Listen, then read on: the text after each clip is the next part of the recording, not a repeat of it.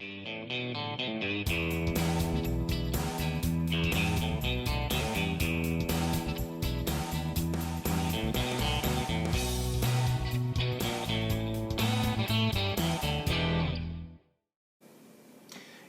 Harry Houdini here, and we are back with some more Russian nonsense. Yes, now, Mr. Zvezda, well, you know how much hair I've lost. I have to wear a hat. It's so embarrassing. If I took this hat off, the reflection would just blur out the entire screen. It would just be a whiteout. So, where are we with our BT-7? Well, look, it's coming along, surprisingly. We actually are making headway. Now, I've done a little bit of work this morning. I was up at 4 AM. Yes, I just couldn't sleep. I'm excited! Yes, this is why I couldn't sleep. I'm excited. The cat and I finally have a home. Yes, although we are enjoying this palatial little holiday cottage here, and it has been wonderful.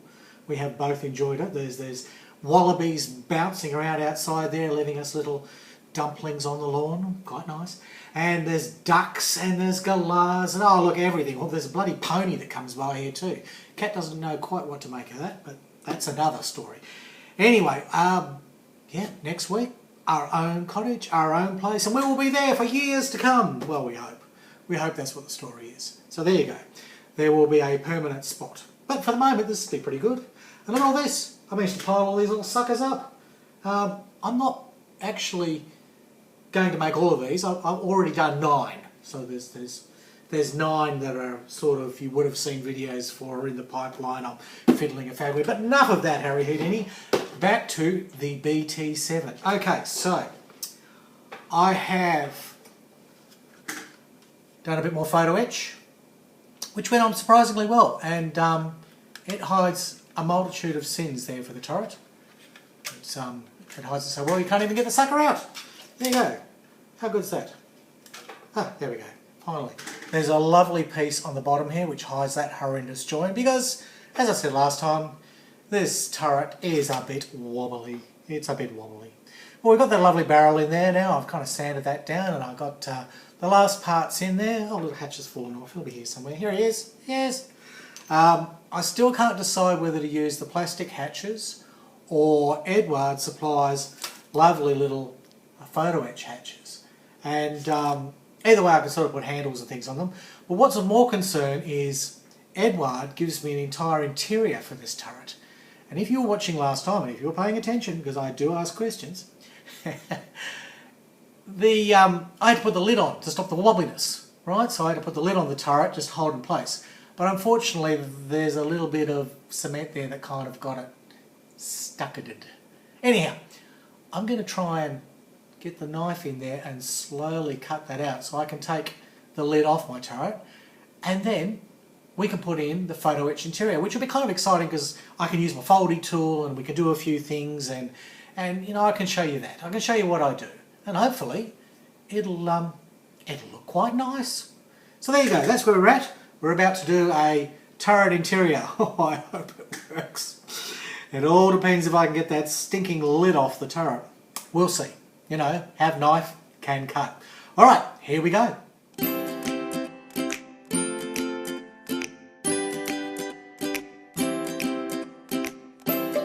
Alrighty, we have had some success. As I showed you there in the speeded up thing, we've got the, I just got a little bit too much light there, there we go. We've got the bottom free now, so I can get in there and I can put my, my Eduard interior in, but unfortunately there was a little bit of damage. Oh, there's a little bit of a nick there, you know. But we have the corresponding lumpy bit here, so it does sew back together perfectly, and with a little bit of Mr. Surfacer, I'm going to be able to do something with that. But anyhow, we'll worry about you let me worry about that. Don't stress. I'm sorry. Don't want to give you any anxiety. No, I do too much of that with my clips. Now look, we have a terrific little interior. Can you see that? Can you read that? Okay, so we did the little mantlet piece there. We did that last time, you know. Got that all done. Now there's a little foldy roundy bit there, which is sort of near the breech, I suppose that's what it is. And there's a hole business here that needs folding up, a little box and a panel of knobs and handles and, can you see all that? I don't know if you can. It's probably all focusy wokusy. Anyhow, look, it's lovely. All right, so that's on here. That's what we're going to do now. So, Mr. Eduard, there's a little box there I've got to fold up to make a little thing to go around the breech, and there's ammo racks here and ammo racks there, and we'll give this a try. Eh? We'll see what we can do. We'll do our best. That's all we can hope for, isn't it? Yes, as my school teacher, Mrs. Sloman, used to say to me, Harry, go outside, I'm going to cane you. No. She used to say something else. I don't know, she occasionally gave me words of encouragement. No, most of the time she just belt me with a cane. Especially Australia Day when we put the flag up. I can't remember what I did wrong. Half-mast seemed fine to me. I was tired. I couldn't get it any bloody higher. Anyhow, that's another story, another day. Yeah, Mrs. Sloman's a real person too. You wouldn't believe me, yeah. One classroom, 3 grades, cottage in the middle of a meadow surrounded by bloody cattle and wombats and God knows what, and platypus swimming through the creeks. Yep, that was my first school. That was a lot of fun. Yeah, that was a lot of fun. All right, let's get on with this, eh? First I start by cutting out the round section and rolling it with a big pencil to get a large diameter. Then I slowly reduce that down and use smaller pencils till I get it to the size I want. Next I move on to that breech box, cutting it out carefully with a razor blade, folding up the sides to make a basic cube, and then we move on to the more fiddly bit, which is getting that breech assembly done. That took a little bit of faffing. Alrighty, well hopefully from that demonstration you'll see it's really not that hard to use the little photo etch tool and the razor blade that's applied with it, and you can kind of fold up these complex shapes. You have got to plan ahead. You've got to have a look and try and figure it out. Now let's have a look. I haven't glued it together yet, but you can have a look at this little thing. Okay, so I don't know how close we can get. I need to hide as much background as possible. There we go. So you can see it's sort of a complex shape. It's a cube, but then it's kind of got this little breech cutout business in there. And that wasn't hard to do. I mean, it was all explained in Eduard's instructions, and you just had to follow the bouncing ball, and so just plan ahead how you're going to fold. There you go. Now I've got to put the super glue on that, the zap. That'll bring that up. And the other thing I made was the little cylinder. Okay. And if you were watching closely, you'll notice I rolled it. Now, I tried a few things. I sort of got the basic rolling shape, and then I found this brush about halfway down was exactly the right diameter.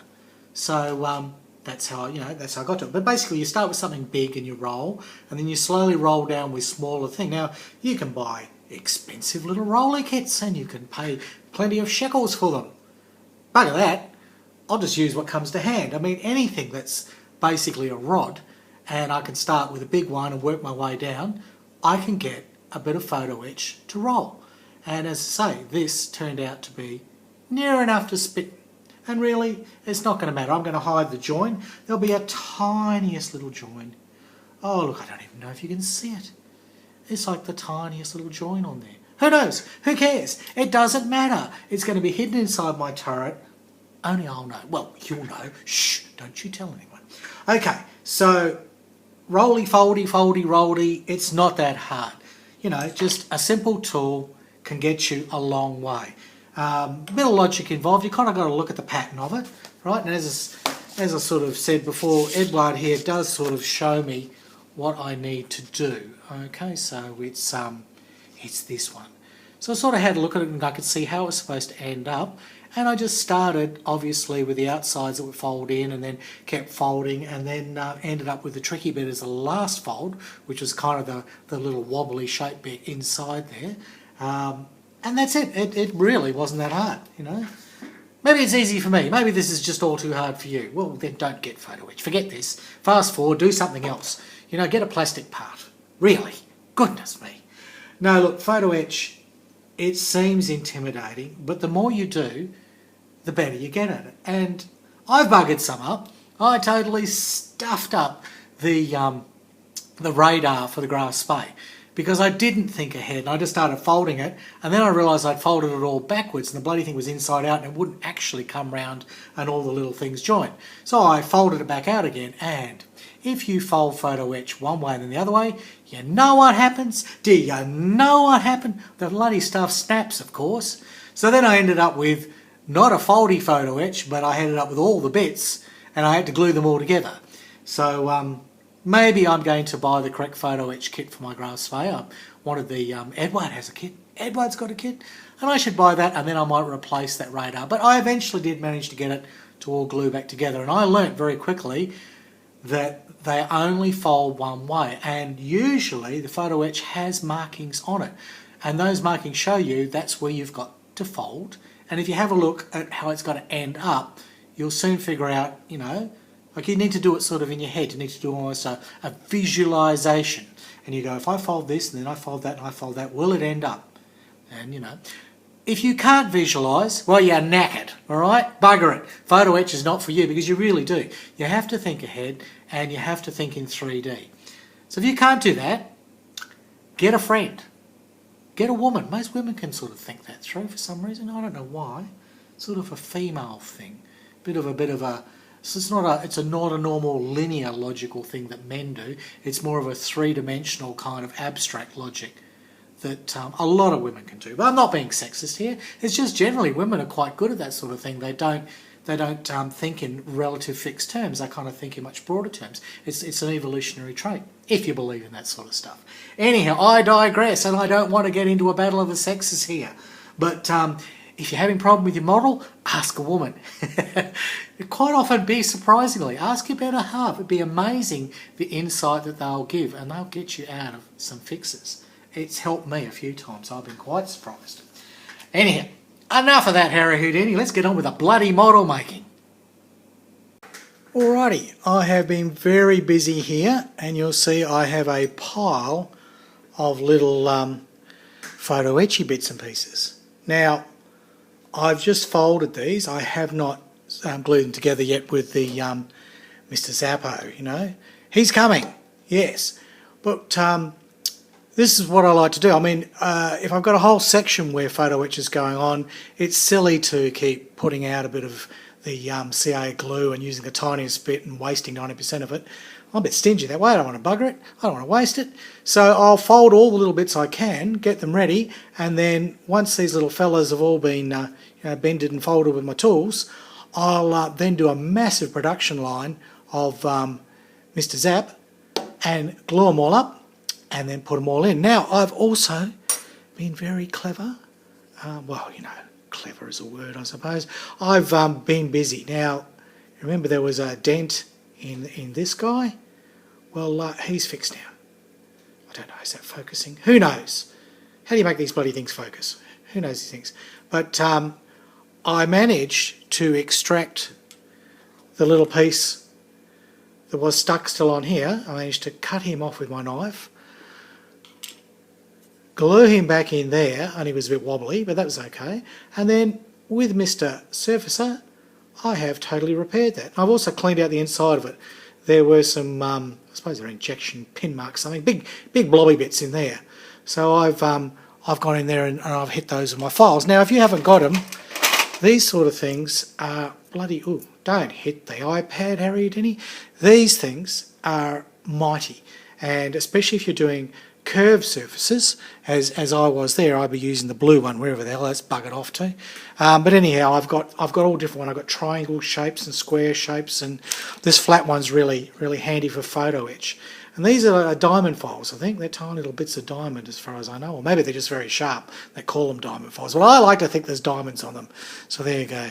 And yeah, I've got a round one that I use inside curved surfaces. So they're brilliant, and they'll chew through plastic like you wouldn't believe, and get everything nice and smooth for you. Well, smooth enough. Then you come in with, you've probably seen this before, my little sponge, my little 3M sponge. Yep, put that in, fold it the shape, sand away, bingo bongo, you are ready to go. Now, enough prattling, Harry Houdini. Goodness me, you can't stay on bloody subject, can you? I'll start CA gluing this, and let's put that bloody little interior for the turret together. So a bit of time's passed and I am back from the spray booth. Well, I say spray booth. Basically the bathroom with the extractor fan on, the window open, and yes, and plenty of toweling down so I don't get any paint from my rattle cans on the fake marble in there. That's another story. Well, here we go. Now, it's all come up rather nicely. I can't find my bloody tweezers. You should be more prepared when you do these things, Harry Houdini. Oh, goodness me, there they are. Right, I'm pretty chuffed with this little sucker here. Let me try and get this so you can see it. And I'm pretty happy with this little photo etch gun breech. All the parts fitted together perfectly, and the only got a complex one was this one in the middle here, the cube with a very sort of wobbly bit hole out of it. But apart from that, it all came together rather well. It really wasn't that hard. It came in about half a dozen little pieces. Just being very careful here because it's only just been painted. And I did have to put a little handle on there. Now, as I found doing other Eduard photo etch, you need these suckers. So, yes, this is just Mr. Evergreen scale models. Oh, whoever that is. How much? Wasn't much. A few bucks. Less than a shekel. And these little tubes of styrene, they're great. They get you out all kinds of little problems, and they're handy for fixing little bits and bobs and doing a bit of scratch. So I've used those in my tanks, and they come in handy on the grass spray. And overall, they're good. Now let's have a look and see how these came together. Because when I paint, I actually use the Tamiya tape, and I sort of fold it backwards on itself. Look at those little things. Those are ammo racks. They've come up great. They're not too bad. They're probably not perfect. I mean, I'm not the best photo etchy folder in the world, but look, I'm pretty happy with those. So there you go. There's all the black bits. And there's a steering wheel. This tank has a steering wheel. It's like a car. So there you go. Now, here's the white bits. We're a bit of a black and white sort of episode today. And hopefully... Oh, there's not much overspray, it doesn't matter anyway, because that'll all be painted camo green and camo brown. It doesn't matter, but it's nice, and it's Russian white inside. But we'll weather that. That'll get some weathering. The same here. We've that's good. I wanted it sort of all through to the edges, so that's good. So that's the inside of my turret there. And then, if you've never done this sort of thing before, and you know, if you know what I'm talking about here, just ignore it. I'm just showing other people. I put the turret down on the paper, got my pencil, and I drew around it, the shape. Cut that out easily from the paper, and then I could tape it up, so I make a mask. See, it's not that hard. Even somebody like me can figure that out, so here we go. And there's a little bit of stuff on the edge, but that doesn't matter, because again, I am painting that. I'll just make sure it's not blobby. But there you go, I have a nice little white inside, and that's all good. And there's a little tiny little photo etch handle there. Look at that, isn't it cute?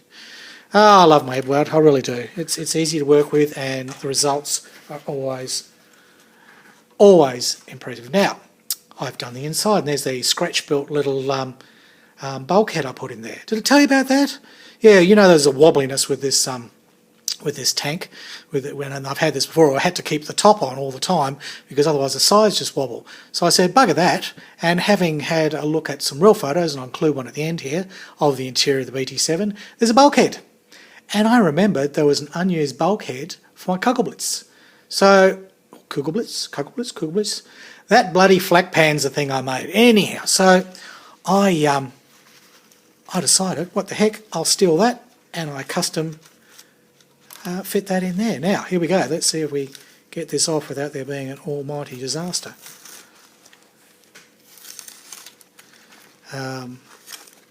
Look at that. Look at that.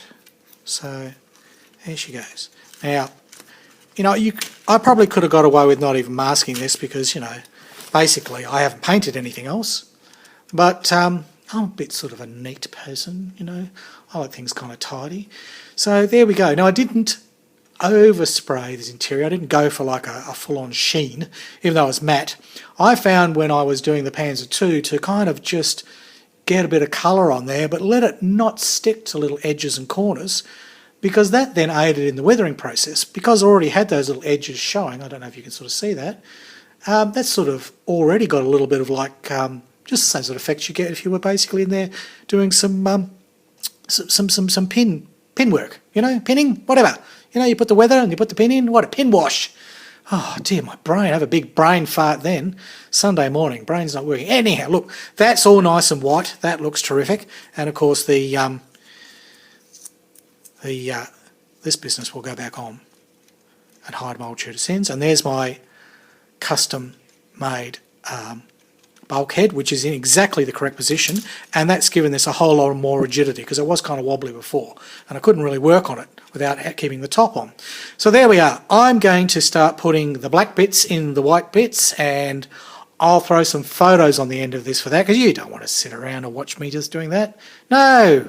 So I'll get that together and show you the results, and then next time we might do some weathering and move on with the rest of the BT7.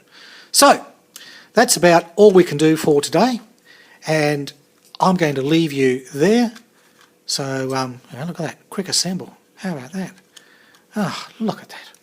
So I'm going to leave you there. There's the BT7. She is coming along nicely. So it's goodbye from Australia, and it's hooroo from Harry Houdini. And here's all my little photo etchy bits before I painted them. Looking all nice and shiny. There's a dry fit of how they're going to look inside that turret. Quite nice. Here's the real bulkhead. It's kind of messy. I don't think I'll go to that level of detail. But here's my little bulkhead that I snuck in there for strength and a little bit of detail. And there you go. That's kind of how it's going to look. It's going to look nice.